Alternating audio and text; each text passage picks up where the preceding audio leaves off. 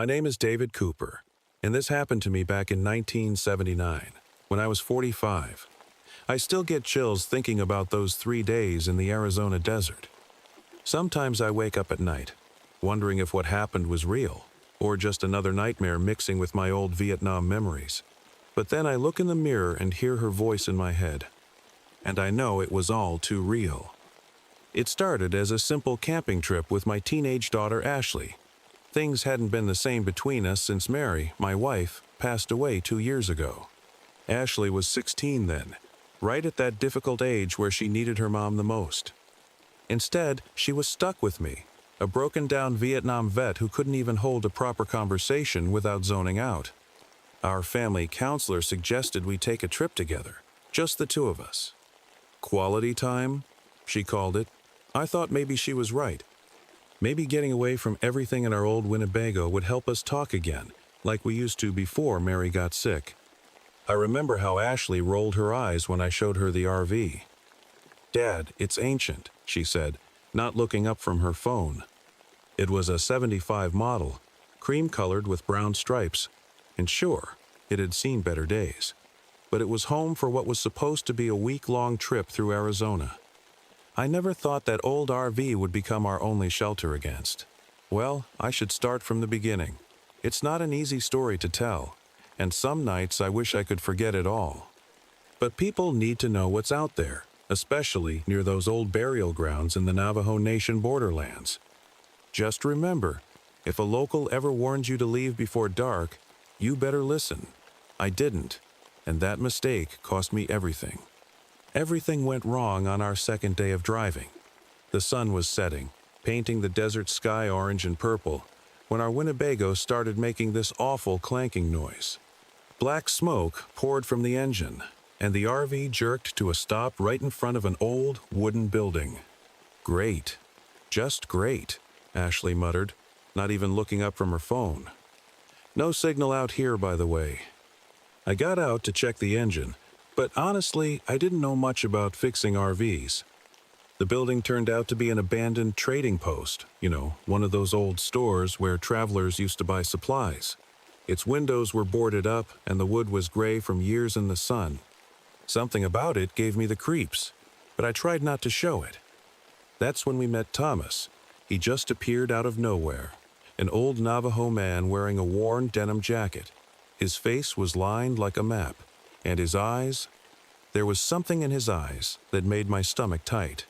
"You folks need to leave," he said quietly, looking at the darkening sky. "It's not safe here after dark."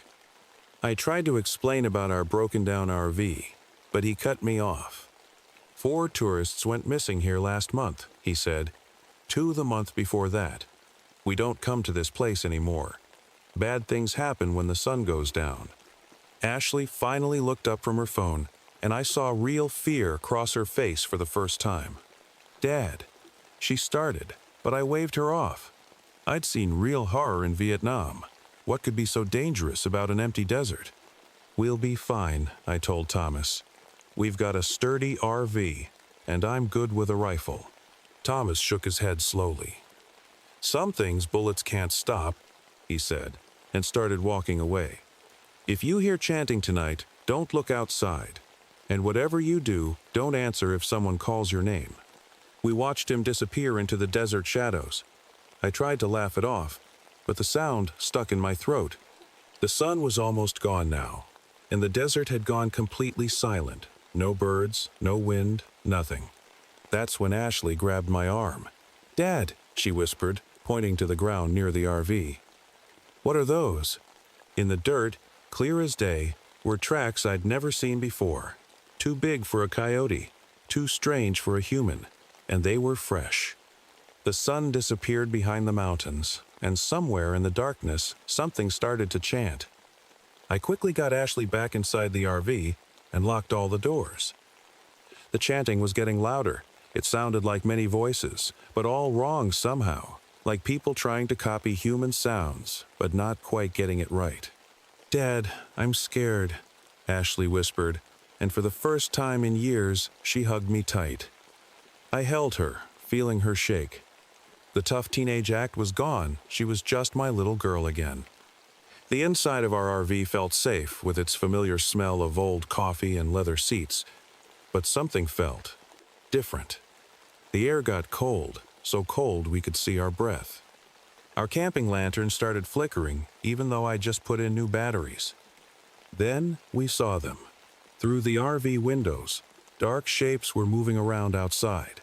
They looked like people, but they moved all wrong, too fast, too jerky, like broken puppets. They were dancing in circles around our RV. "Don't look at them," I told Ashley, remembering Thomas's warning.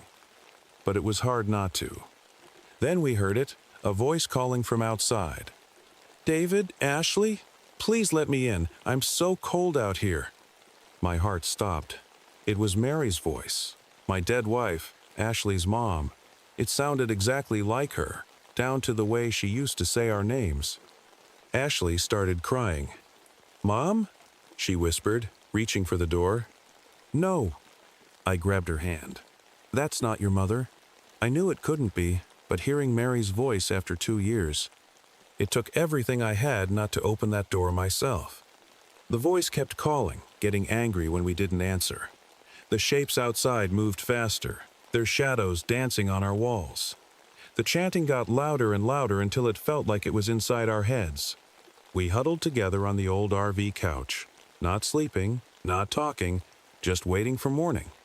Ashley held onto my arm so tight it left bruises. I kept my other hand on my rifle, even though Thomas's words kept echoing in my mind. Some things bullets can't stop. It was the longest night of my life, longer than any night in Vietnam. But what happened that first night was nothing compared to what we found the next morning. The sun finally came up around 6 a.m. Neither of us had slept at all. As soon as it was light enough, I stepped outside the RV, my legs shaky from sitting all night. The desert looked normal again, quiet and empty. But then I saw the ground around our RV. There were hundreds of footprints in the dirt, going in circles around where we'd parked. Some looked human, others. I'd never seen anything like them. They were huge, like wolf tracks, but with long fingers instead of paws. And there was something else that made my blood run cold. The prints stopped right at our door, like whatever made them had stood there all night, trying to get in. "Dad!" Ashley's scream made me run around to the other side of the RV. What we saw there still gives me nightmares. About 50 feet away lay 3 dead cattle, arranged in a perfect triangle. They weren't just dead, they were torn apart in ways that animals don't do. Their insides were laid out in patterns, like some sick ritual. There was no blood, though, which made no sense at all. Ashley threw up, and I felt like doing the same. But what really scared me was what she said next. "Ya te abani," she whispered, staring at the cattle. Then she looked at me, confused. "Dad, what did I just say?" "I don't know, honey. That sounded like Navajo." "But I don't know any Navajo," she said, her voice shaking. "It just came out." I tried to start the RV, but the engine was completely dead. While checking under the hood, I found something that shouldn't have been there. Small leather bags tied with red string, stuffed deep inside the engine. They smelled like herbs and something rotten. That's when we heard voices coming from the old trading post. Human voices, talking and laughing. "Hello?" I called out. "We need help." The voices stopped immediately. Then we heard footsteps coming toward us. We walked toward the trading post slowly. The footsteps we'd heard had stopped, but I kept my rifle ready just in case. The old wooden door was open now. I was sure it had been closed yesterday. "Stay behind me," I told Ashley. Inside, dust floated in the sunbeams coming through the broken boards on the windows. The place smelled musty, like old paper and dirt. There was no one there. But we found something worse. A pile of backpacks and camping gear in one corner. They looked like they'd been there for months. Ashley picked up a notebook from the pile. It was a journal, dated just 2 months ago. "Dad, listen to this," she said, reading. "Day 3. They're getting closer every night. They can sound like anyone you love. Don't trust the voices. The skinwalkers want in. They need human bod. The writing stopped mid-word. We found more journals, each telling similar stories. Tourists, hikers, families, all trapped here just like us, all writing about something they called skinwalkers. Some journals ended suddenly. Others had warnings scribbled in shaky handwriting.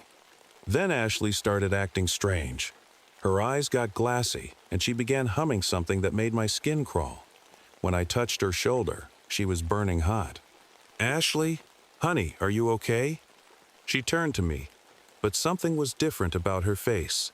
Her eyes looked older somehow, wrong. "They're coming again tonight," she said in a voice that wasn't quite hers. "They're hungry. They need us." I grabbed her hand and started pulling her back to the RV. But as we stepped outside, we saw Thomas standing there again. His face was pale. "It's started," he said. "She's turning. You have to end this before sunset, or you'll lose her forever." Thomas pulled me aside while Ashley sat in the RV, still humming that strange tune. His hands were shaking as he spoke. "Your daughter," he whispered. "They've chosen her. The skinwalkers, they're ancient evil spirits that need human bodies to survive. They pick someone young, someone vulnerable. They get in their head first, then take over completely."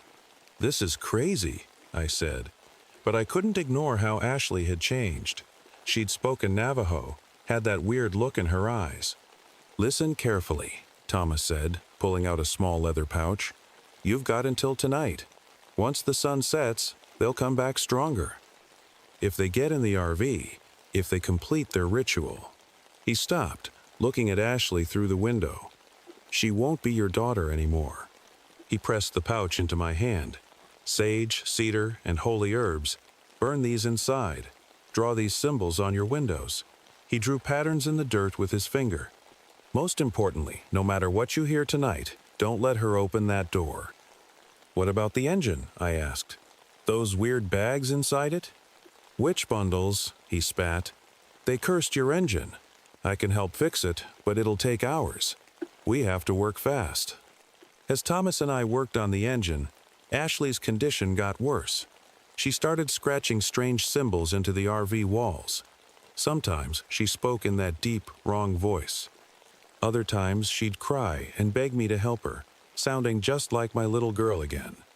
The sun was already starting to drop. We had maybe 2 hours of daylight left. "Dad?" Ashley called from inside the RV. But when I looked through the window, her eyes were completely black. "That's not your daughter calling anymore," Thomas said quietly. "It's them." We worked as fast as we could on the engine, my hands shaking as I helped Thomas remove the witch bundles. The sun was sinking fast, turning the sky blood red. From inside the RV, Ashley's voice kept changing, sometimes crying, sometimes laughing in a way that didn't sound human. "Almost done," Thomas said, connecting the last wire. "But you need to know something. When night falls, they'll come for her. All of them.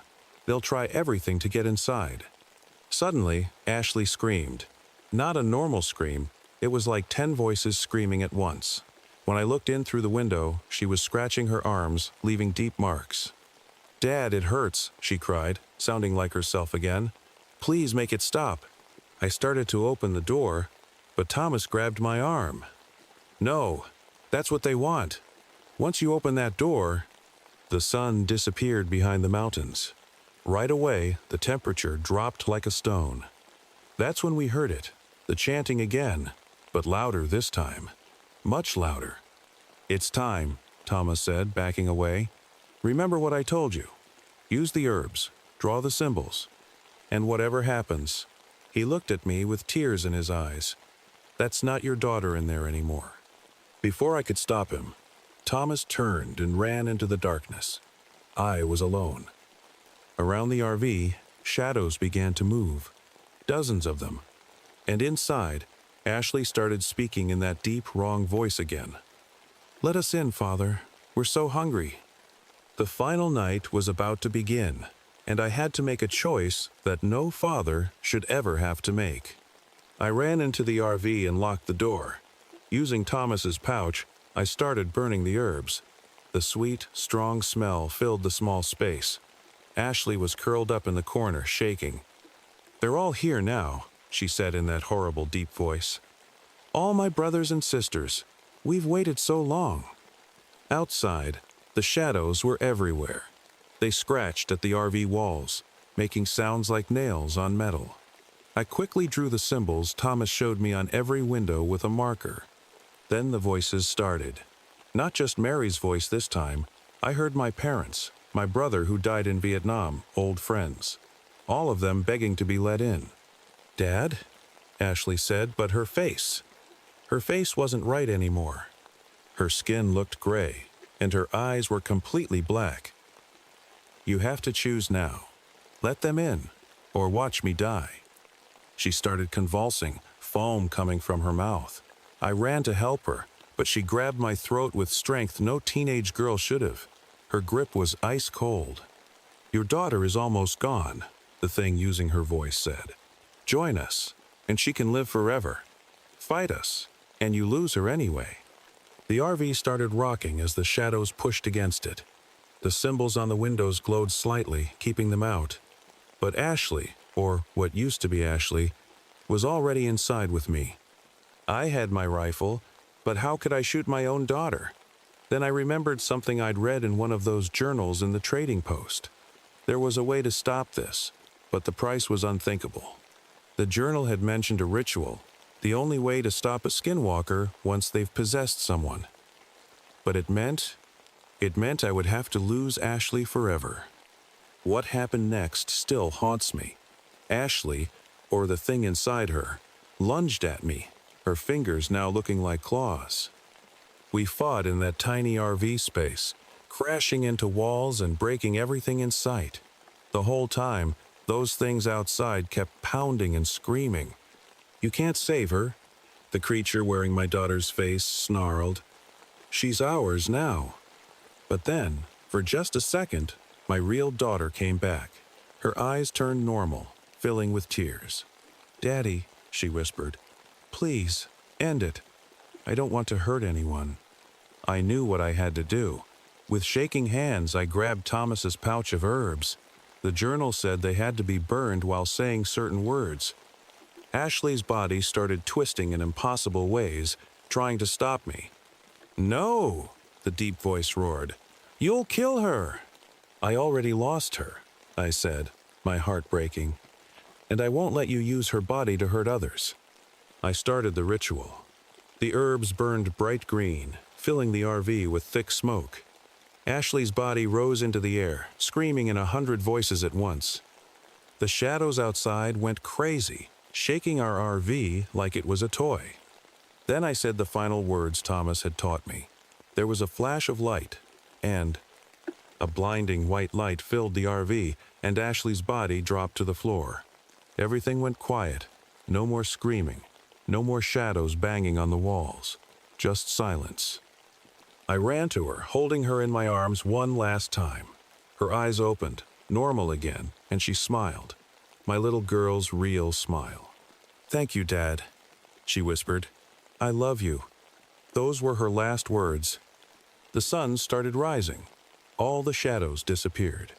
Thomas came back and helped me bury Ashley properly, with respect, far from the trading post. He performed a blessing ceremony to protect her spirit. But something strange happened during that ritual. As Thomas chanted the prayers, I started understanding the Navajo words.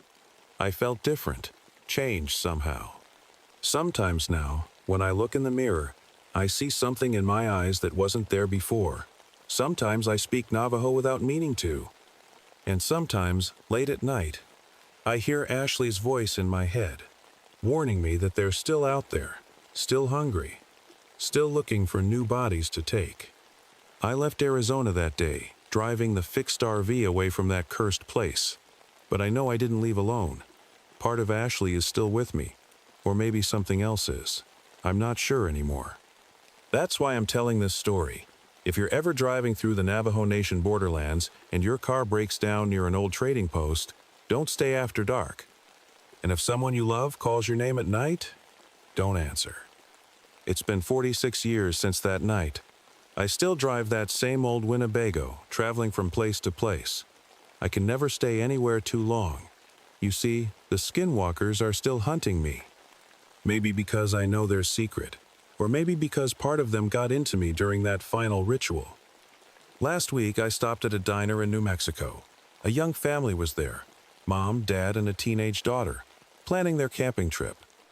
They were talking about taking the same route through the reservation, near that old trading post. I wanted to warn them. But when I opened my mouth to speak, Ashley's voice came out instead. Not my daughter's sweet voice, but that deep, wrong voice from that night. The family stared at me, scared, and quickly left. That's happening more often now. Sometimes I wake up to find myself speaking Navajo in my sleep. The mirrors in my RV show strange shadows behind me when I look. And lately, I've been feeling hungry in a way food can't satisfy. Thomas warned me there would be a price for using that ritual. I saved others from the skinwalkers that night, yes. But I think they got what they wanted anyway. Just more slowly. If you ever meet an old man in a cream-colored Winnebago with brown stripes, don't stop to talk. Don't look him in the eyes. And if he speaks to you in Navajo, run. Because I'm not sure who's telling this story anymore, David Cooper, or something else that's wearing his face.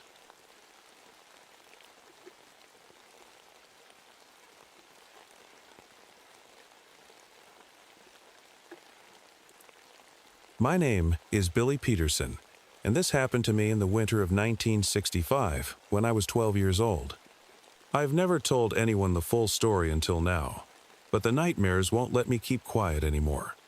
Sometimes, when I close my eyes, I can still hear the howling of the wind mixing with those other sounds, the sounds that took my family.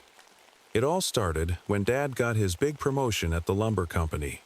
He was so excited about finally being able to afford that shiny new Airstream trailer he'd been dreaming about.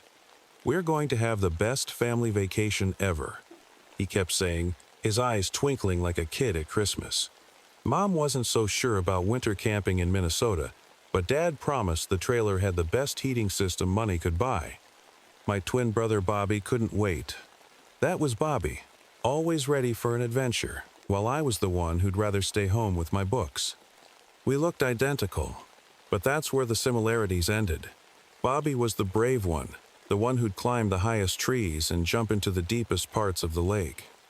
I was the quiet one, the careful one. Maybe that's why I'm the only one left to tell this story. I remember the morning we left like it was yesterday. The air was crisp and cold, and our breath came out in little white puffs as we loaded up the trailer. Mom was double-checking our supplies, food, warm clothes, emergency kit, while Dad studied the map. Bobby was throwing snowballs at me, laughing as I tried to dodge them.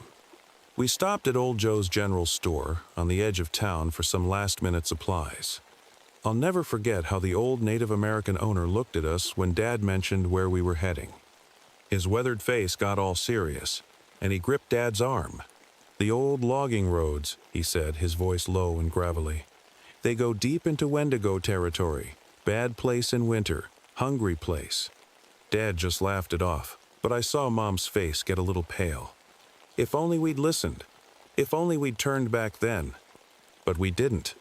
We drove into the wilderness, our shiny Airstream bouncing along behind us, while the sky grew darker and the snow started to fall. None of us knew that by the end of those 5 days, our family would be torn apart by something that shouldn't exist outside of nightmares. And now, 30 years later, I'm finally ready to tell you what really happened in those woods. But I have to warn you, this isn't a story with a happy ending. Because sometimes, the scariest monsters aren't the ones that kill you. Sometimes, the scariest monsters are the ones that change you into something else entirely. The snow started falling harder as we drove deeper into the forest. The trees looked like dark giants against the white sky, and our headlights barely cut through the snowfall. Dad kept saying everything was fine, but I could see his knuckles turning white as he gripped the steering wheel tighter. "Jack, maybe we should turn back," Mom said softly, looking at the way the snow was piling up on the road. But Dad shook his head. "Just a little further, Mary. I know there's a good camping spot ahead." Bobby was pressed against the window, drawing pictures in the fog of his breath. "Look how deep the snow is getting, Billy," he whispered excitedly. But something felt wrong. The forest was too quiet. No birds, no animals. Nothing but the sound of snow hitting the car and the trailer bumping along behind us. That's when it happened. The road curved sharply, and suddenly our trailer started sliding sideways on the ice. Dad tried to control it, but it was no use. We ended up stuck, the trailer blocking most of the narrow logging road. The engine made an awful sound and died. "It's okay, everyone," Dad said, trying to sound brave. "We've got plenty of food, and the trailer's warm. We'll just wait out the storm." We moved into the trailer as the day turned to night. Mom made hot chocolate, and we played cards, pretending everything was normal.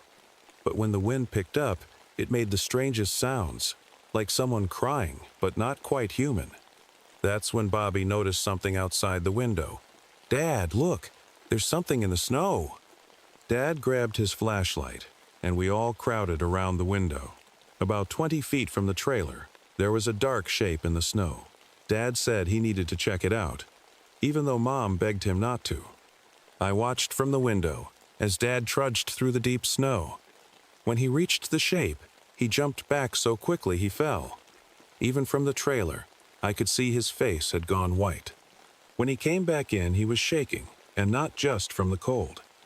"Everyone stay in the trailer," he said firmly. "Don't go outside." "What is it, Jack?" Mom asked, holding us close.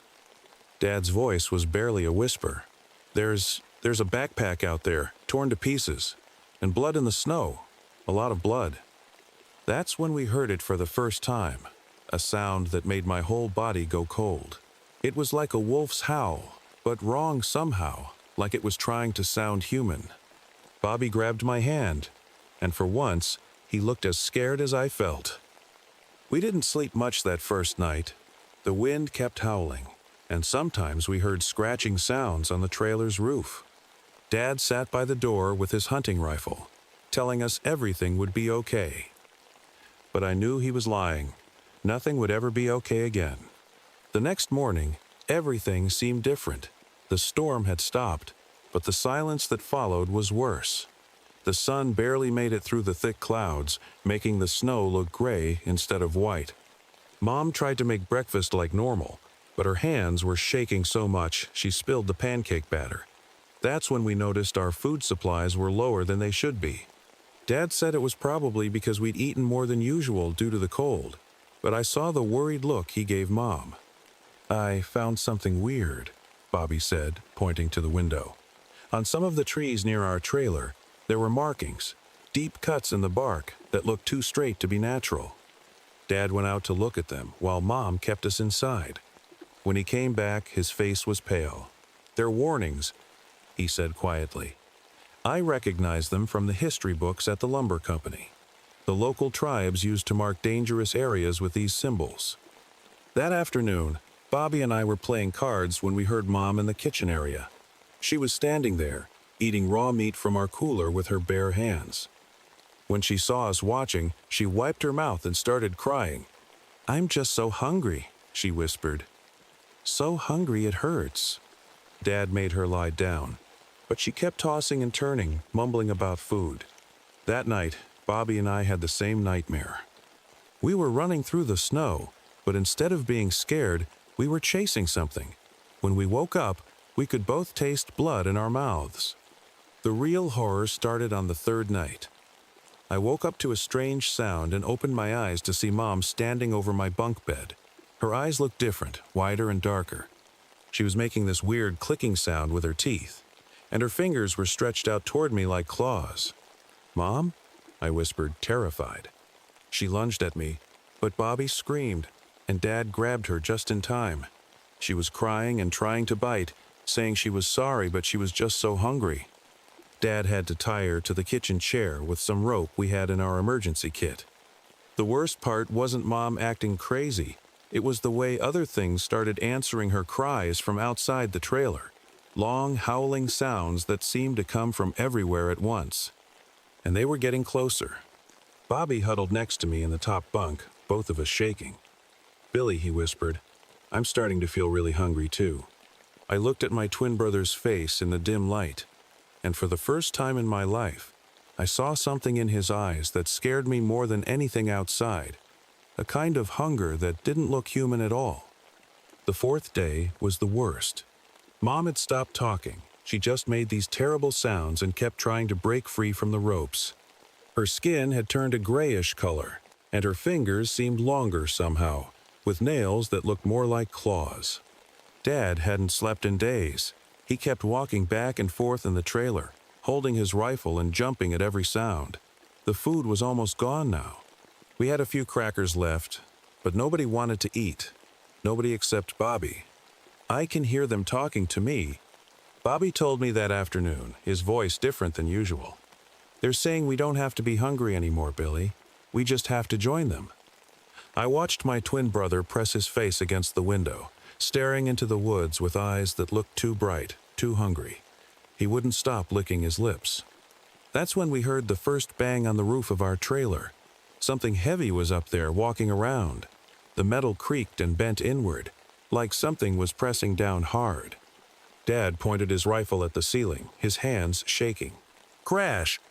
A huge, pale hand, with long fingers, punched through the roof like it was made of paper.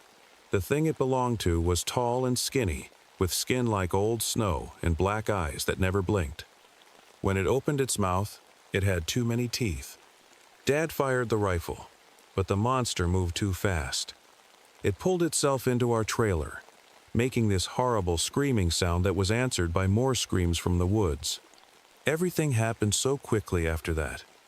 Mom broke free from her ropes, her face no longer looking like my mother's at all. Dad tried to stop her, but she was too strong now. Bobby suddenly jumped between them, pushing me toward the trailer's back window. "Run, Billy," he shouted, but his voice didn't sound like Bobby anymore. "Run while you still can." I saw Dad struggling with Mom, saw Bobby turning to face the monster with his arms spread wide, protecting my escape route. The last thing I heard was Bobby's voice, mixed with a sound that wasn't human anymore. "I'm sorry, Billy. I'm just so hungry." I squeezed through the window and fell into the deep snow. Behind me, the trailer filled with screams and gunshots. I ran and ran, tears freezing on my face, not daring to look back. I ran through the snow until my legs felt like they were on fire. The screams from the trailer grew fainter, but I could hear things moving in the woods around me. They were following me, but not too closely, like they were playing with me, the way a cat plays with a mouse. The moon came out from behind the clouds, making the snow glow with a weird blue light. I could see better now, but I wished I couldn't. Dark shapes moved between the trees, tall and thin, walking on two legs but not like humans do. Their movements were all wrong, like broken puppets. I found a hollow tree and squeezed inside. My whole body was shaking, partly from the cold, but mostly from fear. I put my hands over my mouth to quiet my breathing. That's when I heard the crunching of snow. Something was walking nearby. "Billy," a voice called out. It sounded almost like Bobby, but not quite right. "Billy, come out. I'm so hungry and you're so warm." I pressed myself deeper into the tree. More footsteps joined the first ones. I could hear them sniffing the air, getting closer and closer to my hiding spot. Suddenly, a face appeared at the opening of the hollow tree. It looked a bit like Mom, but her eyes were black and empty, and her mouth was full of sharp teeth. She reached for me with long gray fingers. I screamed and kicked out hard, surprising her. Then I did the only thing I could. I ran again. Behind me, I heard them all start to chase. Their howls filled the air, but they sounded excited now, happy even, like this was all a game to them. My legs were giving out when I saw lights through the trees. At first, I thought I was imagining them, but they were real, headlights. A logging truck was driving down a road I hadn't even known was there. I used every bit of strength I had left to run toward those lights. The things in the woods started making angry sounds. They knew I was about to escape. I felt cold fingers brush against my coat, trying to grab me, but I jumped out onto the road just as the truck came around the bend. The driver slammed on his brakes when he saw me. The last thing I remember before passing out was seeing the shapes in the woods pull back into the darkness, their black eyes watching as the truck driver ran to help me. They found the trailer the next day, torn apart like a tin can. There were footprints in the snow, some human, some not human at all. But they never found my family. The police and search teams looked for my family for weeks, but all they found were torn pieces of clothing and strange footprints that they couldn't explain. Nobody believed my story about what really happened. They said I was confused from the cold and the shock. I went to live with my aunt in Minneapolis after that. She was nice, but she kept taking me to doctors who wanted me to talk about my feelings and process the trauma. How could I tell them that sometimes, late at night, I could still hear my family calling to me from the woods? But the worst part was the hunger. It started small, just feeling hungry more often than usual. Then I began craving meat, especially raw meat. When I looked in the mirror, sometimes my eyes seemed different, darker somehow, just like Bobby's had looked that last night. The hunger gets worse every winter. Sometimes I wake up in the middle of the night, standing by my window, staring at the woods in the distance. Part of me wants to run out there, to answer those howls I still hear in my dreams. Because deep down, I know they're waiting for me. My family is waiting. That's why I'm telling this story now. I can feel the change coming, just like it came for Mom and Bobby. Last night, I caught myself licking my lips while watching people walk past my house. My fingers seem longer, and my teeth, they don't feel right anymore. I've packed a bag and left this letter. By the time anyone reads it, I'll be gone. I'm driving north, back to those woods. Not because I want to, but because I have to. The hunger is too strong now. If you're ever driving through northern Minnesota in winter, and you see an old logging road that doesn't look quite right, don't take it. If you hear something that sounds almost human calling from the woods, don't listen. And if you see someone walking through the snow who looks a bit like me, run. Run as fast as you can. Because we're always hungry up here in the winter woods. Always hunting. Always waiting for someone else to take a wrong turn. Just like my family did all those years ago. This is Billy Peterson signing off. If you're reading this, I'm already gone. And if you hear stories about new disappearances in those woods, well, now you know why.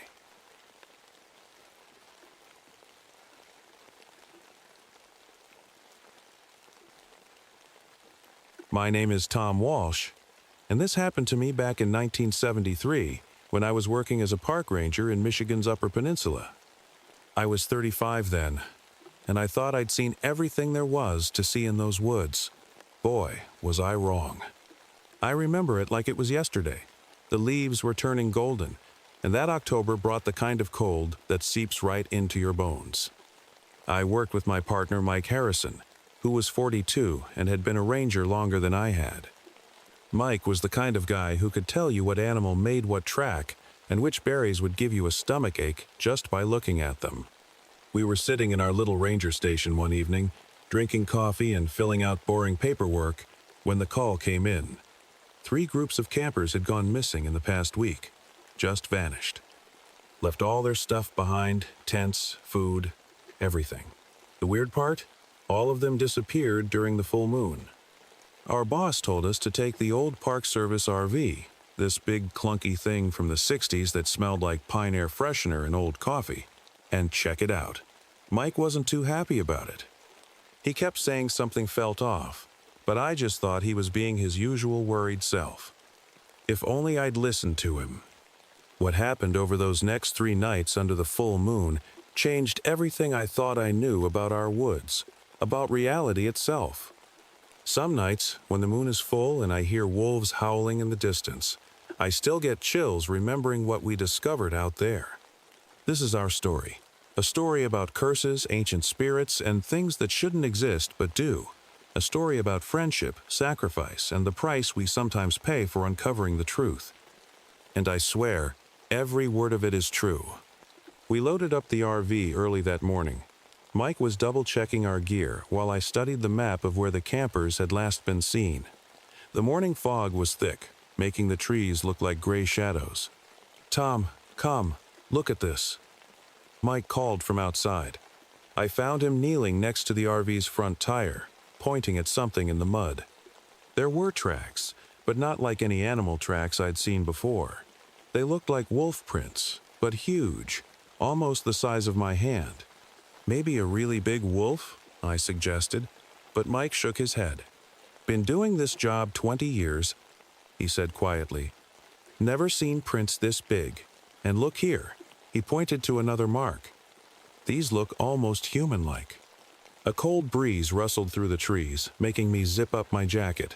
The radio on my belt crackled with static, then went quiet. Even the birds had stopped singing.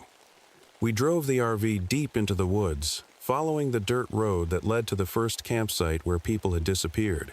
The old vehicle creaked and groaned as we went over bumps. Mike kept looking out the window, his face worried. "Something's not right," he kept saying. "The animals, they're too quiet." He was right.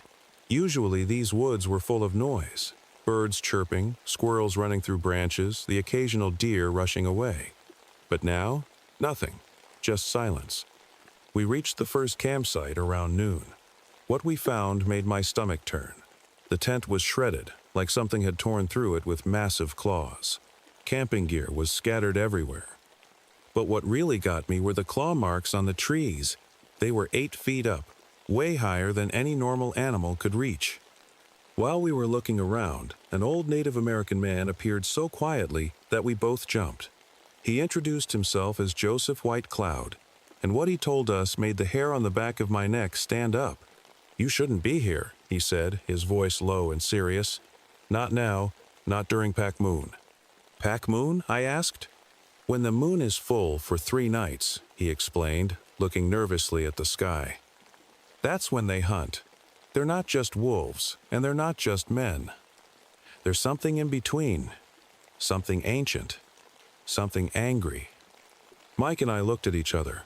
We'd heard lots of local legends before, but something about the way Joseph spoke made this feel different, real. As Joseph walked away, he turned back one last time. "If you hear them speak," he said, "don't answer. If you see them, don't run. And whatever you do, don't let them bite you." The sun was starting to set, and we knew we had to find somewhere safe to park the RV for the night. Neither of us said it, but we both felt it. Something was watching us from the woods. Something that wasn't supposed to exist. That was just the beginning of our nightmare. We parked the RV in a small clearing and locked all the doors. Mike set up our emergency lights while I made sure all the windows were secure. The sun had set, and the full moon was rising, big and bright in the dark sky. "Maybe that old man was just trying to scare us," I said, but even I didn't believe it. Around midnight, we heard the first howl. It wasn't like any wolf I'd ever heard. It was deeper, almost like it had words in it. More howls answered, coming from all around us. They were surrounding the RV. "Tom," Mike whispered, pointing out the window, "look." In the moonlight, I saw them. At first, they looked like wolves. But then one stood up on its back legs. It was huge, taller than any man I'd ever seen. It had a wolf's head, but its body was like a person's, covered in dark fur. Its eyes glowed yellow in our lights. Then it did something that made my blood freeze. It spoke. "Come out, Rangers," it said in a rough, growling voice. "We need to talk." Mike and I just stared at each other. This couldn't be real, but it was. More of them appeared from the woods. 7 in total, all standing like humans but looking like wolves. The biggest one, their leader, walked right up to our RV and put one clawed hand on the window. "We know why you're here," it growled. "The missing campers." I found my voice somehow. "What did you do to them?" The creature's mouth curved into what looked like a smile, showing rows of sharp teeth. "They crossed into our territory during Pac Moon. They didn't listen to the warnings." Suddenly, one of them jumped onto the roof of the RV, making the whole vehicle shake. Another started scratching at the door. We could hear their claws scraping against the metal. "This is your only warning," the leader said. "Leave these woods tomorrow, or join our pack forever." They stayed all night, circling the RV, sometimes scratching, sometimes howling. Neither Mike nor I slept. We just sat there, holding our rifles that we both knew wouldn't do any good against these creatures. As the sun started to rise, they disappeared into the woods. But before the leader left, it looked right at us and said something that chilled me to the bone. Tomorrow night, we won't be so friendly. When daylight finally came, Mike and I found huge claw marks all over the RV. And there, scratched deep into the door, was a symbol, like nothing we'd ever seen before. We knew we should leave. Any sane person would have. But we couldn't. Those missing campers might still be alive somewhere, and it was our job to find them. We didn't know then that by staying, we'd sealed our fate. The next morning, we decided to follow the tracks the dogmen had left. My hands were still shaking as I made coffee in the RV's tiny kitchen. Mike was unusually quiet, studying the strange symbol on our door. "Look at this, Tom," he said, tracing the mark with his finger. "I've seen something like this before, in an old cave up north." We grabbed our gear and started tracking. The prints were easy to follow.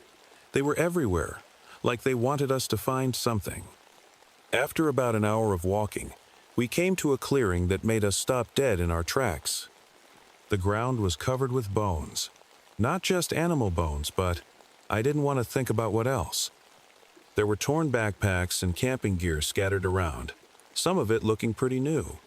This was where they brought their prey. "Tom!" Mike called out. He was standing by a large rock, looking at something carved into it. More symbols, similar to the one on our RV. While he was studying them, I noticed he kept rubbing his arm. "You okay?"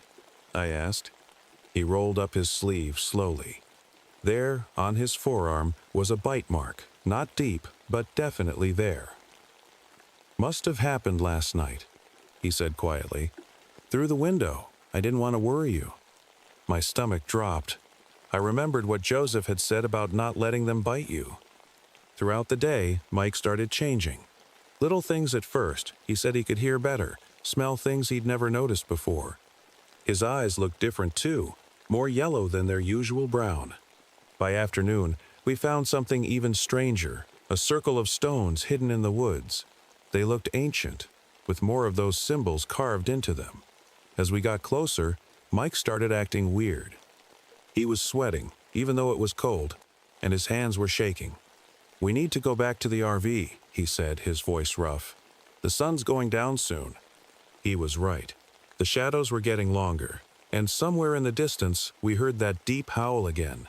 We practically ran back to the RV. Just as we got inside, Mike doubled over in pain. "Lock me in the bathroom," he gasped. "Please, Tom, something's happening to me." I helped him to the small bathroom and locked the door, just as the sun started to set. Outside, I could hear the pack returning. But tonight, their howls sounded different, almost like they were calling to Mike. And from inside the bathroom, I heard my friend start to howl back. The sounds coming from the bathroom were terrifying.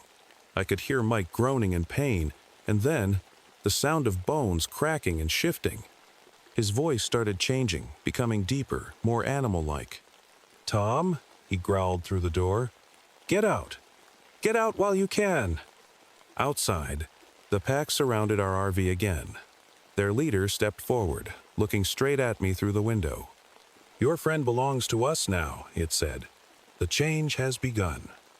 I heard a loud bang from the bathroom, then another. Mike was throwing himself against the door, and it wouldn't hold much longer. His growls didn't sound human anymore. The pack leader spoke again. "There is one way to save him. Beneath this ground lies an ancient tribal circle, a place of power. If you're brave enough, Ranger, you might find the answer there." The bathroom door cracked. Through the split, I saw a yellow eye glowing in the darkness. Crash! The door burst open. What came out? It wasn't Mike anymore. Not completely. His face had stretched into something between human and wolf, fur sprouting across his skin. His hands had turned into claws, and when he opened his mouth, I saw rows of sharp teeth. I did the only thing I could. I ran. I grabbed my flashlight and burst out of the RV into the moonlit night. The pack didn't try to stop me. They just watched as I ran toward where we'd found the stone circle earlier. Behind me, I could hear Mike, or what used to be Mike, crashing through the woods, following me. The other wolves howled, but stayed back. This was between me and my friend now. I reached the stone circle just as clouds covered the moon. In the beam of my flashlight, I noticed something we'd missed before. There was a gap between two of the stones, with old wooden steps leading down into the ground. Mike's growls were getting closer. I had no choice. I took a deep breath and went down those steps, into the darkness below. What I found down there would change everything, if I could just stay alive long enough to use it. The underground chamber was cold and smelled like wet earth. My flashlight beam showed ancient paintings on the walls, images of men turning into wolves, and a huge full moon watching over them. In the center of the room stood a stone table, and on it lay something that made my heart skip, an old leather book and a silver knife with strange markings. I could hear Mike's heavy breathing at the entrance above. His claws scraped against stone as he made his way down the steps. With shaking hands, I opened the book. Most of it was in a language I didn't understand, but there were drawings. They showed a ritual. A sacrifice of blood under the full moon could break the curse, but the blood had to come from someone who cared about the cursed person. Mike appeared at the bottom of the steps. He was fully transformed now, bigger than any normal wolf, but his eyes, somewhere in those yellow eyes, I could still see my friend. "Mike," I said softly, "I know you're in there." He growled, but didn't attack. The pack leader appeared behind him. "The choice is yours, Ranger," it said. "Your blood can save him, but the price is high." I looked at the silver knife, then at Mike. We'd been partners for years. He'd saved my life more times than I could count. Now it was my turn. "Will it hurt?" I asked. The pack leader shook its head. "The moon's magic will make it quick." I picked up the knife. Mike watched me, whimpering slightly like he understood what I was about to do. "It's okay, buddy," I said. "That's what partners are for." I raised the knife as moonlight streamed down through a hole in the ceiling. What happened next? I raised the knife and cut my palm, letting the blood drip onto the stone table. The moment it touched the ancient rock, the whole chamber began to glow with a strange blue light. The pack started howling. Not their usual threatening howls, but something that sounded almost like singing. Mike threw his head back and let out a painful cry. I watched as fur began to fall from his body, his face slowly changing back to human. But something was happening to me too. I felt dizzy, and the room started spinning. "The price must be paid," the pack leader said. "A life for a life. But not in death, in transformation." I understood then. To save Mike, I had to take his place. I could feel the change starting, my bones shifting, my skin tingling. But strangely, I wasn't scared anymore. Mike was fully human again, lying on the ground, breathing hard. He looked up at me with clear, normal eyes. "Tom, what did you do?" I tried to answer, but my voice had already changed to a growl. The last thing I remember as a human was seeing Mike safe, and somehow that made it all worth it. When I opened my eyes again, everything was different. I could smell things I'd never smelled before, hear things I'd never heard. The pack surrounded me, but now they weren't scary. They were family. Mike stayed in the park service, but now he had a special job, keeping people away during Pack Moon. And me? I became the new pack leader. Turns out being a park ranger wasn't so different from being a wolf guardian. I still protected the forest, just in a different way. Sometimes on quiet nights when the moon is full, Mike comes to the edge of the woods. He sits in his ranger truck and drinks coffee, and I sit nearby in my wolf form.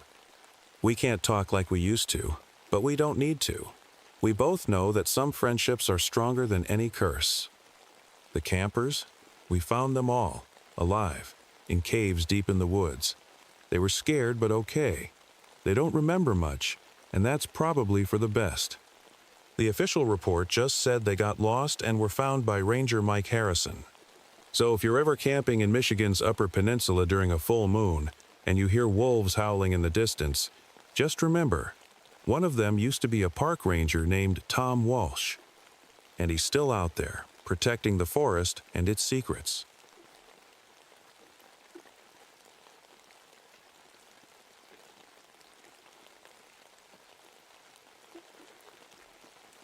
My name is Peter Miller, and what I'm about to tell you happened to me when I was 10 years old, back in 1988. Sometimes I still wake up at night, wondering if it was all just a bad dream. But the scars on my hands and the whispers I hear in the mountains remind me that every bit of it was real. It all started when Dad came home one day, looking more tired than usual. He'd been working at some big company in Pittsburgh for 15 years, the kind of job where you sit in a tiny office all day staring at computer screens. Mom said he was having something called a burnout. I didn't really understand what that meant back then, but I knew Dad wasn't himself anymore. I wasn't doing so great either. Some kids at school kept picking on me because I was smaller than everyone else. My sister Lisa, who was 15 and thought she knew everything, was always fighting with Mom about staying out late with her friends. Mom herself kept getting these weird headaches and would sometimes just sit in the dark living room, not talking to anyone. That's when Dad made the decision that changed our lives forever. He came home one Friday with a big smile, the first real smile I'd seen on his face in months. He'd rented this huge RV, like a house on wheels, and announced we were going on a family vacation in the Appalachian Mountains. Just what we all need, he said, to get away from everything and spend some time together. If I'd known what was waiting for us in those mountains, I would have pretended to be sick, done anything to stop us from going. But I was just a kid who thought the worst thing that could happen was getting carsick on mountain roads.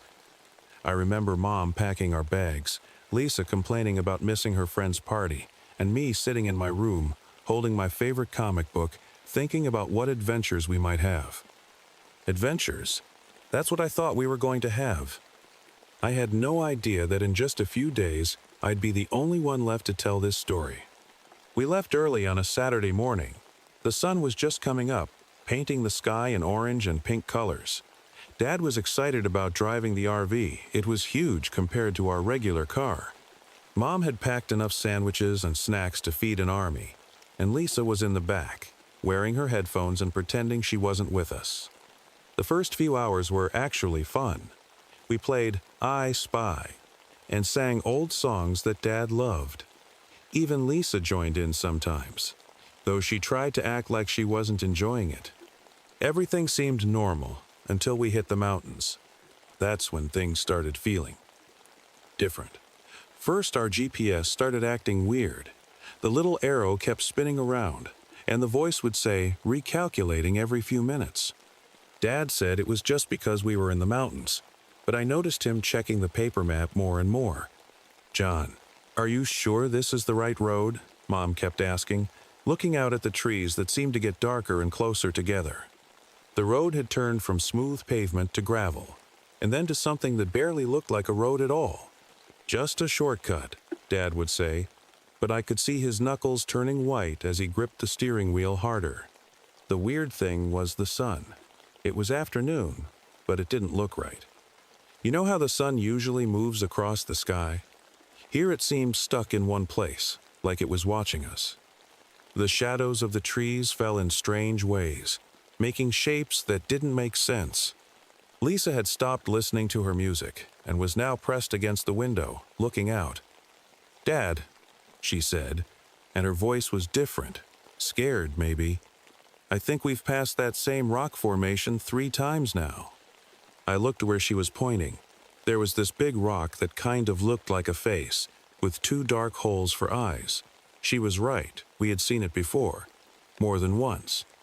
That's when our radio, which had been playing Dad's old country music, suddenly started making this awful static noise.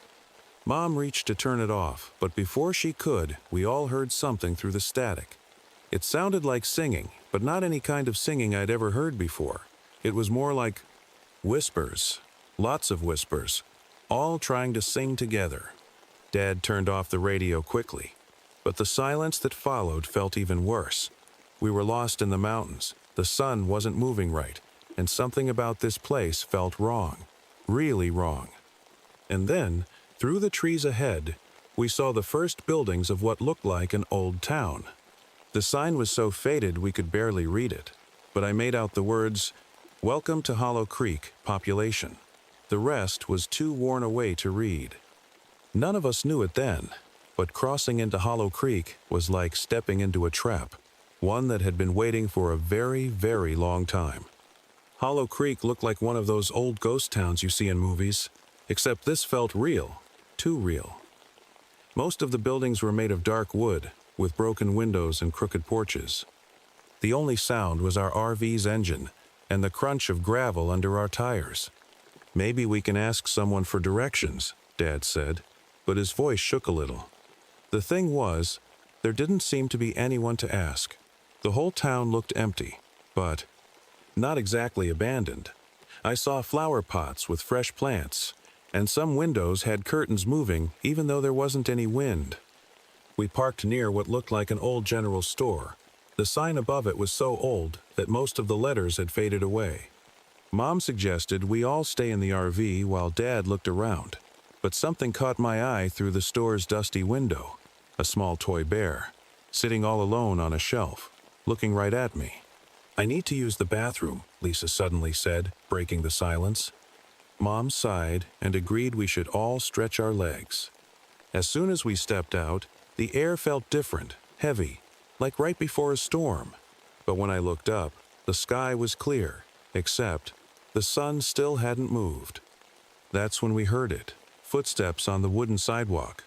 An old woman appeared from around the corner. She wore a long black dress and had the strangest smile I'd ever seen. Not friendly, but not exactly mean either. "Well, well," she said, her voice scratchy like dry leaves. "We don't get many visitors in Hollow Creek. You folks lost?" Dad explained about the GPS and the confusing roads. The old woman nodded, still smiling that weird smile. "Oh, that happens all the time here. The mountains, they have their own way of guiding people where they need to be." She introduced herself as Mrs. Blackwood and insisted we stay the night. "There's an old motel just down the street. Roads around here, they get dangerous after dark. All sorts of things can happen." The way she said "things" made my stomach feel funny. I grabbed Mom's hand, something I hadn't done in a long time. Her hand was cold and shaking a little. "We have our RV," Dad started to say, but Mrs. Blackwood cut him off. "Oh, but you'll want a proper rest. The motel has everything you need." She pointed down the street to a 2-story building with peeling blue paint. As we looked at it, I swear I saw someone watching us from one of the windows, just a shadow that moved away too quickly. Mom squeezed my hand tighter. "John," she whispered to Dad, "I don't like this. We should leave." But when Dad tried to start the RV, it made a weird coughing sound and wouldn't start. Mrs. Blackwood's smile got even wider. "See," she said, "the mountains have decided. You'll stay with us tonight." As the sun hung frozen in the sky, casting shadows that seemed to reach for us like fingers, I realized something terrible. We weren't just lost anymore. We were trapped. Dad tried to start the RV a few more times, but it was no use. With the sun still stuck in that weird position, we had no choice but to follow Mrs. Blackwood to the motel. The gravel crunched under our feet, and each step felt heavier than the last. The motel looked even worse up close. Room 13, that's where Mrs. Blackwood took us. "Our best room," she said, but when she opened the door, a smell like old wet leaves hit us. The room had 2 beds with faded flowery blankets, a small bathroom, and a mirror that looked cloudy, like someone had breathed on it but the fog never went away. "I'll leave you to get settled," Mrs. Blackwood said. Before she left, she turned and looked right at me. "Sweet dreams, little one." Her smile made my skin feel cold. That's when the weird things started happening. Lisa went to wash her face in the bathroom and suddenly screamed. We all ran in, but she was just standing there, staring at the mirror. There was someone else in the mirror, she whispered. Not my reflection. Someone, hollow, like they were made of shadows. Mom tried to calm her down, saying it was just her imagination, but I saw Mom's hands shaking as she said it. Dad went out to check on the RV one more time, leaving us in the room. That's when I noticed something strange about the walls. There were symbols carved into them, hidden behind the wallpaper where it was peeling off. They looked like eyes, hundreds of tiny eyes, all watching us. As it got darker outside, finally, the sun was moving. But somehow that felt wrong too. We started hearing things. Footsteps in the room above us, but Mrs. Blackwood had said we were the only guests. Whispers that seemed to come from the walls themselves. And sometimes, when nobody was looking directly at the mirror, I could see movements in it, like people walking past. But when you turned to look, nobody was there. Mom started getting one of her headaches, but this one was different. She kept rubbing her temples and mumbling words I couldn't understand. Her eyes looked different too, darker somehow, like the color was draining out of them. "Helen, are you okay?" Dad asked when he came back. The RV still wouldn't start. "The mountain," Mom said in a voice that didn't sound like hers at all. "It's calling. Can't you hear it?" Lisa and I huddled together on one of the beds. I held her hand. My big sister, who was usually so brave, was trembling. Through the thin walls, we could hear singing again, like what we'd heard on the radio, but closer now. Much closer. Then someone knocked on our door. 3 slow knocks. Dad went to answer it, but when he opened the door, nobody was there. Instead, there was a small piece of paper on the ground. Dad picked it up, and his face went white as he read it. "What does it say?" Lisa asked. Dad's hands were shaking as he read out loud. "The mountain needs one. The mountain always needs one. Choose, or it will choose for you." That's when we heard Mom laughing from the bathroom, a laugh that didn't sound human at all. Dad rushed to the bathroom where Mom was still laughing. When she turned around, we all froze. Her eyes were completely black now, like empty holes, and her smile was too wide for her face. "Helen?" Dad's voice cracked. "Honey?" "Helen's not here right now," Mom said, but it wasn't her voice anymore. It sounded like many voices talking at once. "The mountain has her. The mountain has been waiting so long for a family like yours." Lisa pulled me behind her, backing us both toward the door. But before we could run, we heard more footsteps outside, lots of them. Through the window, we could see people gathering around the motel. They looked like normal people at first, but something was wrong with them. Their movements were jerky, like broken puppets, and their eyes were just like Mom's now. "You can't leave," Mom said, walking toward us. "Nobody leaves Hollow Creek without giving the mountain what it wants. It's hungry. So hungry." Dad tried to grab Mom's arms to calm her down, but she was stronger than she should be. She threw him against the wall like he weighed nothing. "Choose," she screamed. "Choose one of the children." That's when I saw them in the mirror, the hollow people Lisa had talked about. They were like shadows with faces, reaching out through the glass. And they were actually coming out of the mirror. "Run!" Dad yelled at us. "Get to the RV!" Lisa grabbed my hand and we ran. Behind us, we could hear Mom's strange laughing and Dad struggling. The people outside tried to grab us, but we were small and fast. We ran through gaps between them, heading for the RV. But something was different about the RV now. It looked darker, like it was covered in shadows, and there was a strange humming coming from inside it. Lisa yanked the door open anyway. We had nowhere else to go. Inside, everything was wrong. The walls seemed to be breathing. The seats were covered in those same symbols we'd seen in the motel room. And Mom was already there, waiting for us. But how? We'd just left her in the motel room. "Time works differently here," she said, still with that terrible smile.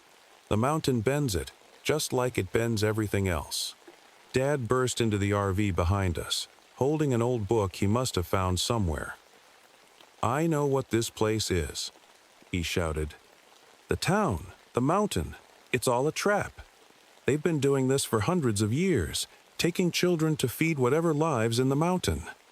Mom, or whatever was using Mom's body, moved so fast none of us could react. She grabbed Lisa with one hand and me with the other, lifting us both off the ground.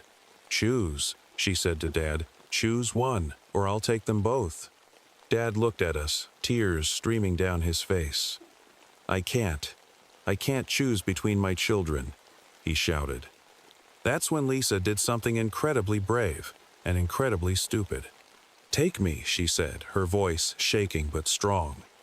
"Let Peter go. He's just a kid." "No!" I screamed, trying to reach for her. But Mom's grip was like iron. The thing inside Mom smiled that terrible smile again. The brave one offers herself, but the mountain. She turned her black eyes toward me. "The mountain wants the little one. It always wants the little ones. They last longer." Everything happened so fast after that. Dad charged at Mom, holding the book open and shouting words I didn't understand. Lisa bit Mom's hand hard, making her let go of both of us. We fell to the RV floor, and I scrambled under the table. The windows of the RV started cracking, like something was pressing on them from all sides.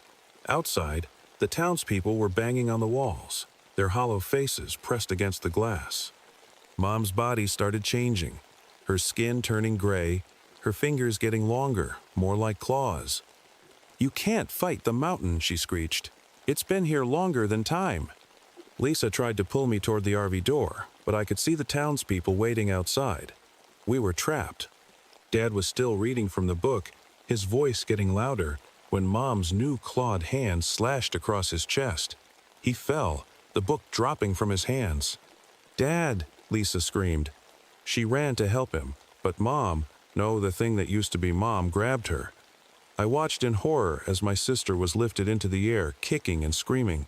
"The mountain will have you all!" the creature shrieked. That's when I saw the book Dad dropped. It had fallen open to a page with more of those strange symbols. Without thinking, I grabbed it and started reading the words out loud, just like Dad had done. I didn't understand them, but they burned my tongue as I spoke them. The creature that was once my mom let out a terrible scream. The RV started shaking so hard I thought it would break apart. Through the windows, I could see the townspeople falling back, like they were being pushed by an invisible wind. As I kept reading from the book, something strange started happening to me. My voice didn't sound like mine anymore. It was deeper, older somehow. The words felt like fire in my mouth, but I couldn't stop reading them. The creature that was my mom started changing again, but this time it was different. "No," it screamed, but now it sounded scared. The mountain chose wrong." Lisa fell to the floor as the creature let her go. Dad was trying to get up, holding his bleeding chest. The RV walls were shaking so hard that all the cabinets flew open, things falling everywhere. Then I felt it. Something cold moving through me, like I'd swallowed an ice cube, but it was spreading through my whole body. The book in my hand started to crumble, turning to dust, but I didn't need it anymore. I knew the words now, like they'd always been in my head. "Peter?" Lisa's voice was small and frightened. "Peter, your eyes?" I caught my reflection in one of the broken windows. My eyes were changing, becoming darker, but not empty like Mom's had been. They looked like they had stars in them, like little pieces of the night sky. The creature that was my mom started shrinking, the gray color fading from her skin. She fell to her knees, and suddenly she was just Mom again, looking confused and scared.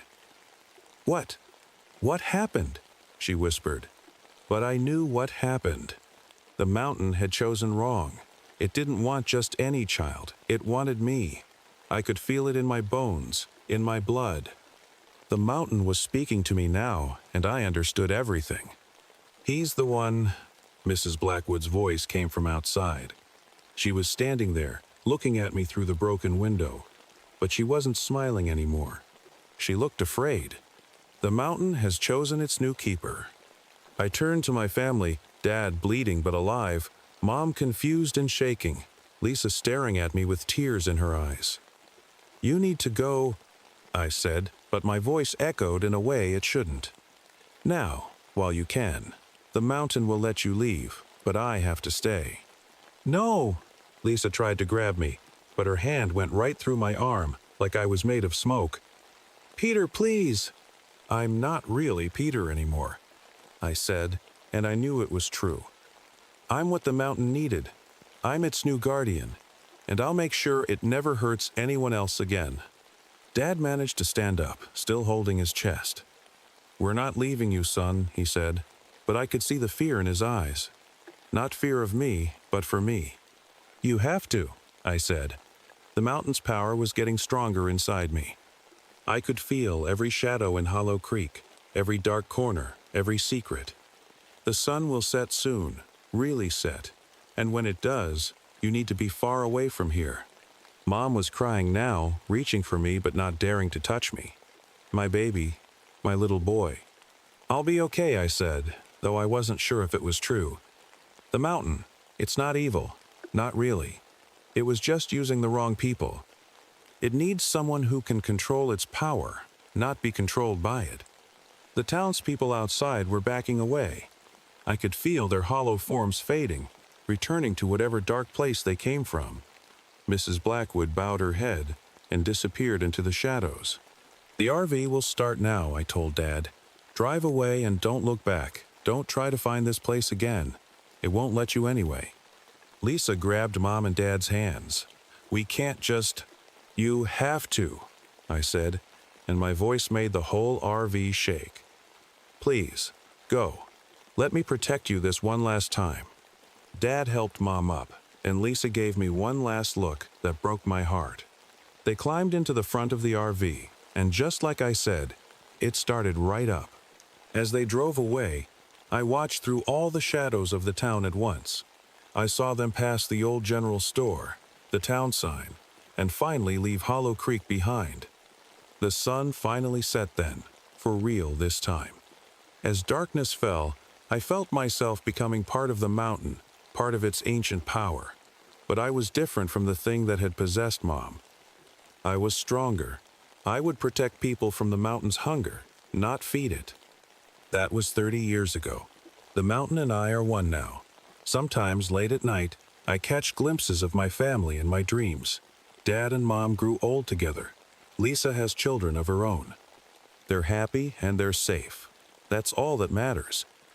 And if you're ever driving through the Appalachian Mountains and your GPS starts acting strange, if you see a town that looks a bit too quiet, or if the sun doesn't seem to move right across the sky, turn around. Drive away. Don't worry, I'll make sure you find the right road home. Because that's what I do now. I'm the guardian of Devil's Mountains, and I keep its hunger at bay. The mountain still calls to people, still tries to lure them in, but now I'm here to send them back to safety. After all, one lost child is enough. And I'm not really lost. I'm exactly where I need to be.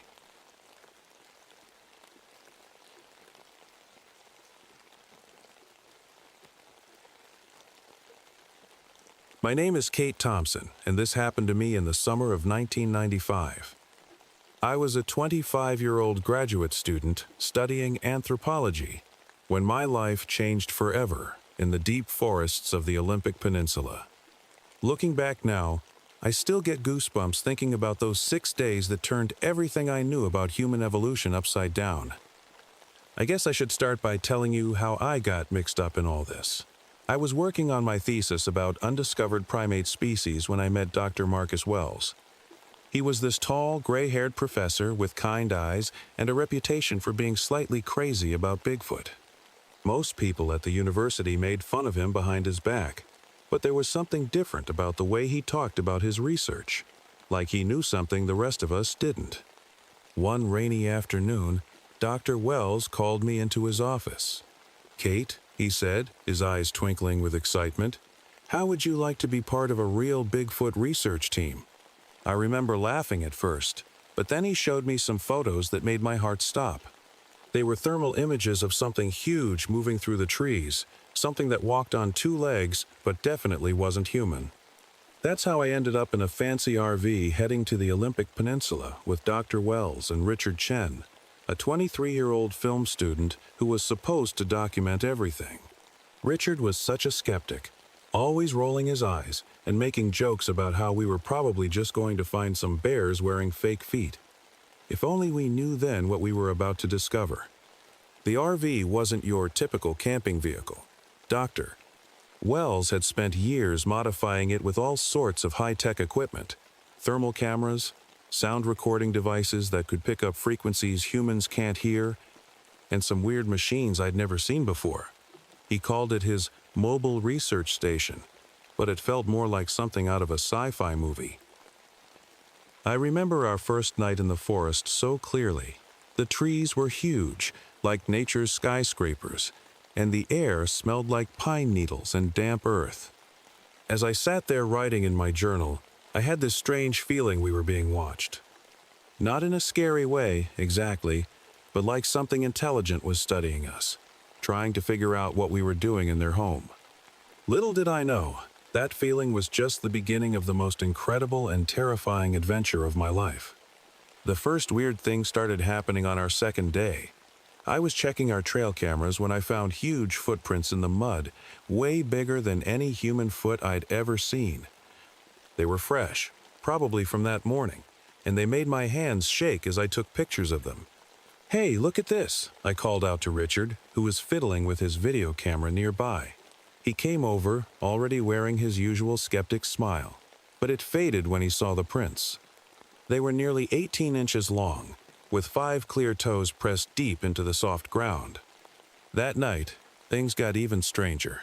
We were sitting in the RV, going through the day's footage, when all our equipment started acting up. The thermal cameras would flicker on and off, and our radio kept picking up weird noises, not static, but something that sounded almost like whispering. "Probably just interference from the mountains," Richard said, but Dr. Wells shook his head. He'd gone really quiet, staring at his computer screen with a worried look I'd never seen before. Around midnight, I woke up to a sound I'll never forget. A long, low howl that definitely wasn't a wolf. It was deeper, almost human-like, but different. Through the RV's window, I saw something move between the trees. It was huge, at least 8 feet tall, and it wasn't alone. There were shadows moving all around our camp, just at the edge of where our lights could reach. I wanted to wake the others, but something stopped me. It was this strange feeling in my head, like when you're trying to remember a dream. The shadows kept moving, and I started feeling less scared and more curious. It was like they were trying to tell me something. The next morning, we found our camp had been visited. Nothing was damaged, but things had been moved around. Our food containers had been touched, and there were more footprints, this time smaller ones, like from a young one. Dr. Wells looked excited, but also nervous. He kept checking his phone, even though we had no signal out here. "There's something I need to tell you both," he said, his voice shaking a little. "These creatures, they're not what we think they are, and we're not the only ones looking for them." I was about to ask what he meant, when Richard suddenly pointed at something behind me. We all turned to look, and there it was, a face peering at us from behind a massive cedar tree. It looked almost human, but also not human at all, and its eyes were full of intelligence. That's when our real adventure began, and nothing in my years of studying anthropology could have prepared me for what happened next. That face in the trees changed everything. Instead of running away, it just watched us. Its eyes were deep brown, almost like human eyes, but bigger and somehow wiser. Then the strangest thing happened. I got this weird feeling in my head, like when you're about to remember something important, but can't quite grab it. Dr. Wells stepped forward slowly, holding his hands up to show he meant no harm. "It's okay," he whispered. "They're trying to communicate." But Richard wasn't having any of it. He grabbed his camera and started filming, which seemed to upset our visitor. The branches started shaking, and we heard deep grunts coming from different directions. There wasn't just one of them. We were surrounded by an entire family. That night, I couldn't sleep. Every time I closed my eyes, I saw those eyes looking at me, and my head felt fuzzy, like it was full of static. I kept having these weird dreams about ancient forests and caves with paintings on the walls. They felt so real, like memories that didn't belong to me. Richard took the first watch that night. He sat outside the RV with his camera, determined to get proof. Around 3 a.m., we heard him yell, "Doctor!" Wells and I rushed out with flashlights, but Richard was gone. His camera was lying on the ground, still recording, and there were those massive footprints everywhere. "We have to find him," I said, but Dr. Wells grabbed my arm. "Kate, there's something you need to know," he said, looking more scared than I'd ever seen him. "I used to work for the government. These creatures, they're not just some undiscovered apes. They're something else, something special. And there are people who want to capture them, study them, or worse." Just then, my head started buzzing again, stronger this time. I saw flashes of Richard. He was alive, in a cave somewhere. But the weird thing was, I could feel he wasn't scared. He was learning something. "They're showing me things," I said out loud, surprised by my own words. "Dr. Wells, I can see where Richard is." But before he could answer, we heard helicopters in the distance. Dr. Wells's face went white. "They're here," he whispered. "We need to move. Now." I looked back at the dark forest, and for a split second, I saw them, tall, powerful figures moving through the trees. They were running from the sound of the helicopters, but one of them turned to look at me. And in my head, as clear as if someone had spoken out loud, I heard, "Come with us if you want to know the truth." We didn't have much time to think. Dr. Wells grabbed his backpack, and we ran into the forest, following the tall figures ahead of us. The helicopter sounds were getting closer, and I could see searchlights sweeping through the trees behind us.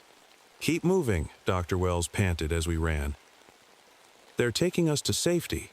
My head was buzzing like crazy now, and I started seeing things, like a map in my mind showing where to go. It was the strangest feeling, like someone was putting directions straight into my brain.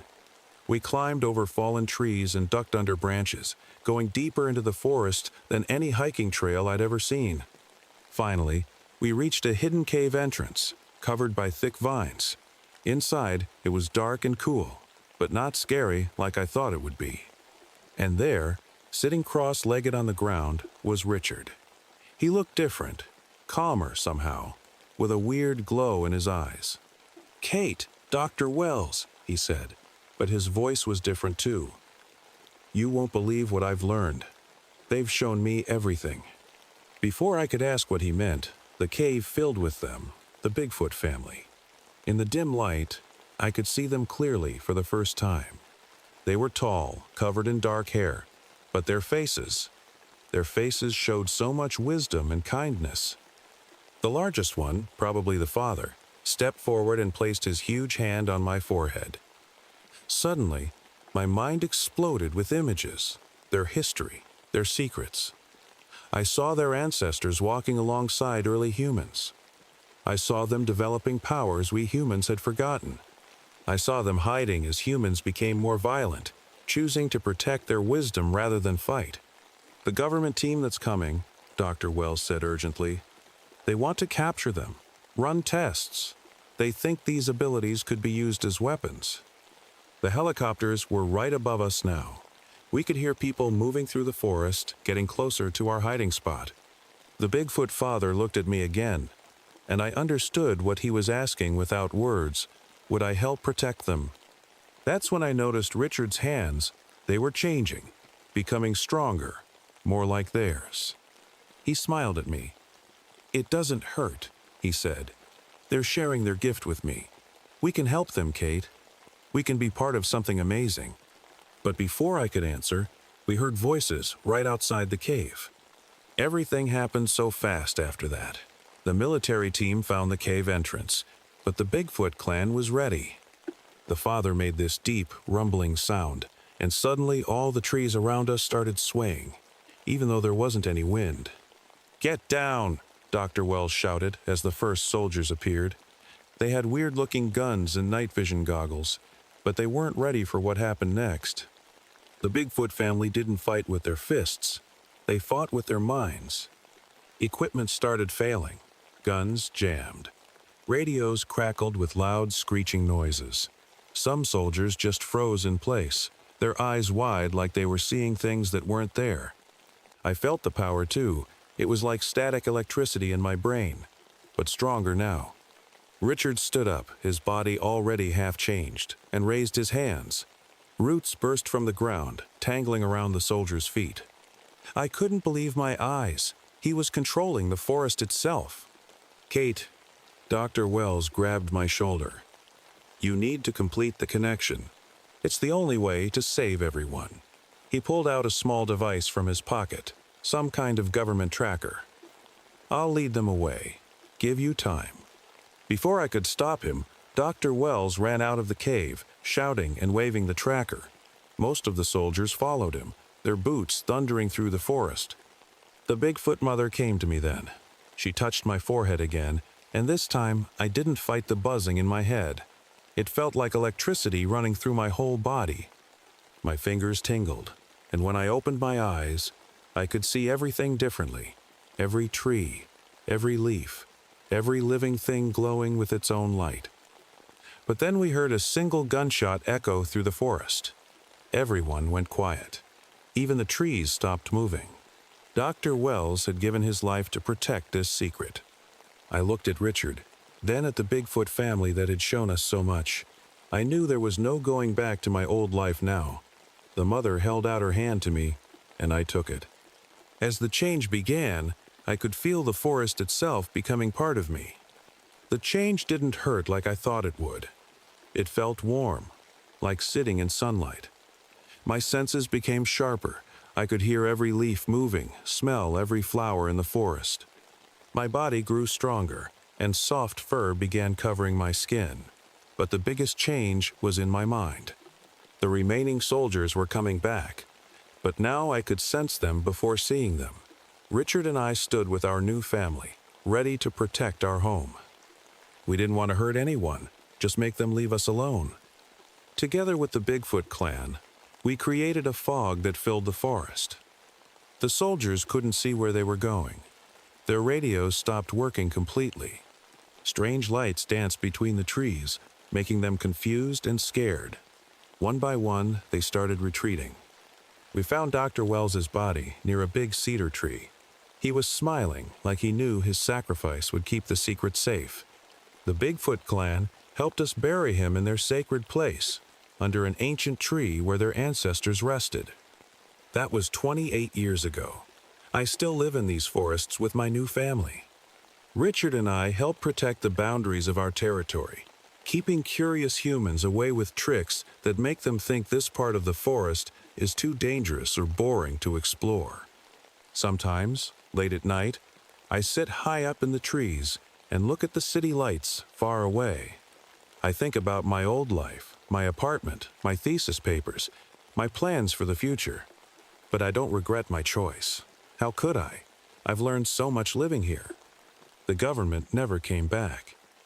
I think they realized that some secrets are better left alone. Our clan still watches humans from afar, waiting for the day when people might be ready to understand us. Until then, we stay hidden, protecting the ancient knowledge that humans have forgotten.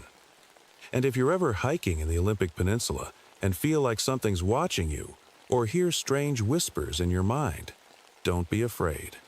It's just us making sure you're safe and hoping that someday you might be ready to learn the truth too.